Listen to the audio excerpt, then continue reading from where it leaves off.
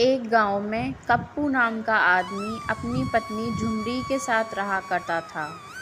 कप्पू खाने का बहुत शौकीन था, उसे हर वक्त खाना ही सूझता था।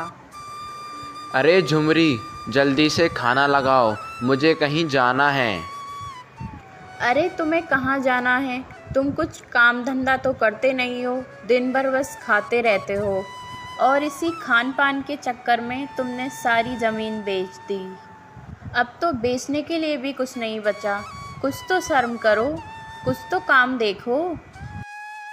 झुमरी, बाकी के ताने बाद में दे देना, अभी मेरे लिए खाना लाकर दो। मुझे बहुत भूख लगी है, मेरे पेट में बहुत चूहे डोल रहे हैं। अगर मैंने वो खाना नहीं खाया तो वो चूहे मुझे खा जाएंगे।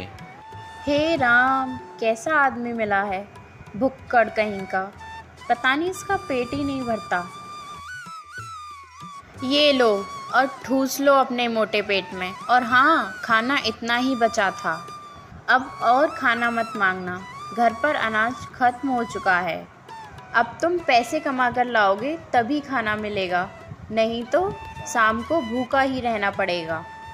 अभी बता दे रही हूँ, मुझे बाद में मत बोलना। हाँ, ठीक है ठीक है। कप्पू खाना खाकर कहीं बाहर घूमने चला जाता है और पेड़ के नीचे बैठ जाता है। और इतना खाना खाने के बाद उसे नींद लग जाती है और 2-3 घंटे बाद उसकी नींद खुलती है। अरे मुझे तो भूख लगी है, चलो जल्दी से घर चलते हैं। और झुमरी से कहकर कुछ बनाने को बोलता हूँ।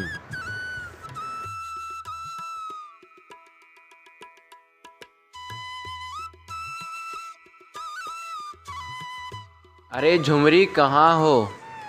जल्दी से आओ, मुझे भूख लगी है, मेरे लिए खाना लगा दो।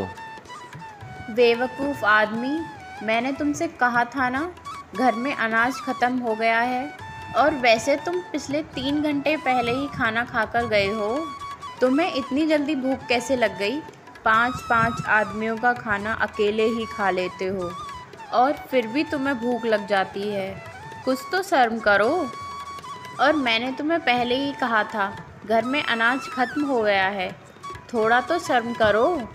वैसे मुझे एक बात बताओ, तुम काम क्या करने गए थे जो तुम्हें इतनी जल्दी भूख लग गई? वो दरअसल में काम ढूंढने के लिए गया था, फिर मैं एक पेड़ के नीचे बैठ गया और मेरी आँख लग गई। मुझे पता था कि तुम किसी पेड़ के नीचे सो गए होगे और तुम रोज़ यही काम करते हो। कुछ तो शर्म करो। रोज़ तुम 5-5 आदमियों का खाना खा लेते हो, बाहर जाके सो जाते हो। कुछ तो शर्म करो, ऐसे कैसे गुजारा होगा? मुझे अनाज लाकर दो, तभी तुम्हें खाना मिलेगा और उसके लिए तुम्हें काम करना पड़ेगा जो तुमसे होगा नहीं। अरे झुमरी, ऐसा मत बोलो, मेरे पेट में बहुत चूहे दौड़ रहे हैं। क्या सच में अनाज नहीं है या फिर मजाक कर रही हो? नालायक आदमी, जब तक कुछ कमा के नहीं लाएगा खाने को नहीं मिलेगा। निकल जा मेरे घर से। इतना कहकर झुमरी उसे घर से बाहर निकाल देती है। कप्पू घर से बाहर चला जाता है और एक पेड़ के नीचे जाकर बैठ जाता है और सोचता है, अरे यार, ये क्या मुसीबत है, ये अनाज कैसे ख़त्म हो गया? मुझे तो बहुत तेज़ भूख लगी है, मैं बिना खाने के नहीं रह पाऊँगा। एक काम करता हूँ, बनिया से जाकर उधार पर ले आता हूँ।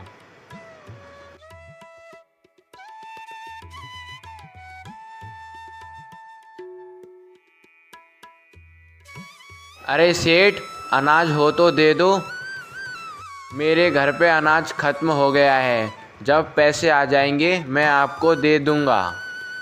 कौन से पैसे लौटाओगे?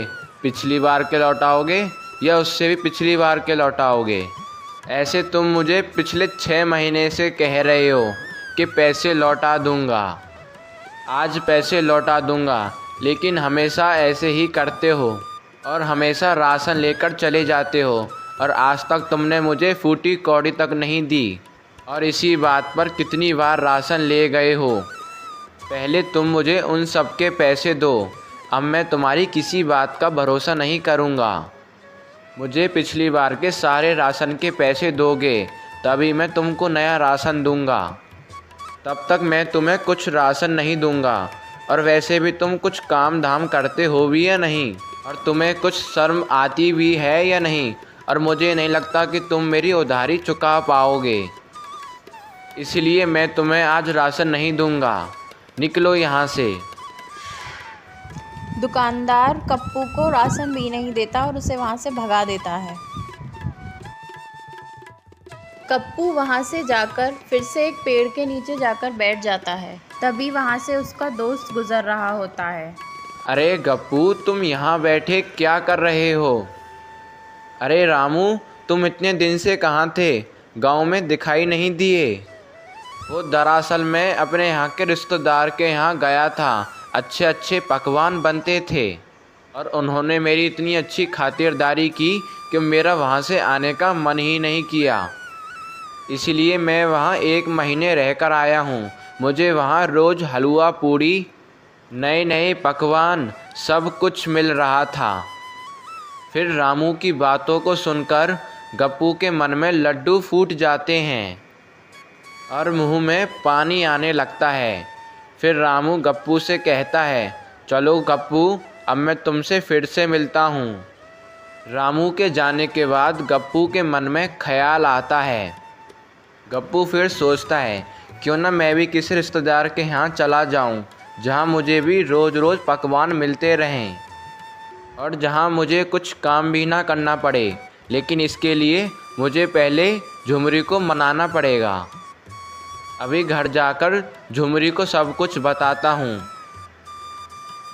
कप्पू घर की ओर निकल जाता है और घर जाकर झुमरी को बताता है। सुनो झुमरी, मैं काम ढूंढने गया था, लेकिन जिसके यहाँ काम ढूंढने गया था उसने कहा है कि 1 हफ्ते बाद काम मिलेगा। अभी उसके पास कोई काम नहीं है। और मैं बनिए के पास भी गया था, पर पिछली उधारी देखते हुए मुझे उसने उधार देना भी मना कर दिया। तो अभी मेरे पास कोई दूसरा रास्ता नहीं है, लेकिन मेरे पास एक तरकीब है। क्यों ना हम हमारे एक रिश्तेदार के पास चले जाएं और 1 हफ्ते बाद आ जाएं, फिर मुझे काम भी मिल जाएगा। फ़िलहाल हमारे पास इसके बाद अब और कोई रास्ता भी नहीं है। तुम्हारी इसमें क्या राय है? अगर सच में 1 हफ्ते में काम मिलने वाला है तो ठीक है, हम किसी रिश्तेदार के घर चले जाते हैं। पर हम जाएंगे कहाँ? झुमरी, अगर तुम कहो तो तुम्हें पता है, बगल के गांव में मेरा एक चचेरा भाई रहता है। हम उसके यहाँ जा सकते हैं। वह दिल का बहुत ही अच्छा है। वह हमें अपने घर 1 हफ्ते तक रख भी लेगा और उसकी पत्नी बहुत ही अच्छा खाना भी बनाती है। हमें उसी के यहाँ जाना चाहिए और तुम्हें भी कुछ दिनों तक के लिए आराम मिल जाएगा। ठीक है, लेकिन हम 1 हफ्ते से ज़्यादा वहाँ नहीं रुकेंगे। हाँ हाँ, बिल्कुल बिल्कुल, हम वहाँ 1 हफ्ते ज़्यादा नहीं रुकेंगे। चलो अब चलते हैं। दोनों पति पत्नी अपने चचेरे भाई के यहाँ रहने के लिए चले जाते हैं। कप्पू को देखकर उसका चचेरा भाई बहुत खुश हो जाता है और उसे बोलता है, अरे गप्पू, बहुत दिनों बाद मेरी याद आई। अच्छा हुआ तुम यहाँ आ गए। आज खाना खाकर ही जाना। और वैसे भी मेरी पत्नी ने आज हलवा पूड़ी बनाए हैं। और फिर कप्पू कहता है, अरे भाई, हम जाने के लिए नहीं आए हैं। तुम्हारी बहुत याद आ रही थी और भाभी के हाथ का स्वाद भी बहुत ही अच्छा होता है। तो मैंने सोचा कि तुम्हारे साथ कुछ दिनों के लिए रह लिया जाए, इसलिए मैं तुम्हारे घर 1 हफ्ते रहने के लिए आया हूँ। अच्छा भाई, कोई बात नहीं। तुम जितना मन चाहो उतने दिन यहाँ रह सकते हो। सुनो, मैं अपनी पत्नी से जाकर कहता हूँ, वो तुम्हारे लिए खीर और कचौड़ियाँ बना देगी। तब तक तुम कमरे में जाकर बैठो। सुनो माया, खीर थोड़ी ज़्यादा बना लेना और पूड़ी भी थोड़ी ज़्यादा बना लेना। मैं मेरे भाई को अच्छी तरह से जानता हूँ। मेरे भाई को खाना खाने का बहुत ही ज़्यादा शौक़ है और वह हमसे अधिक मात्रा में भी खाता है, इसलिए उसे कम नहीं पड़ना चाहिए।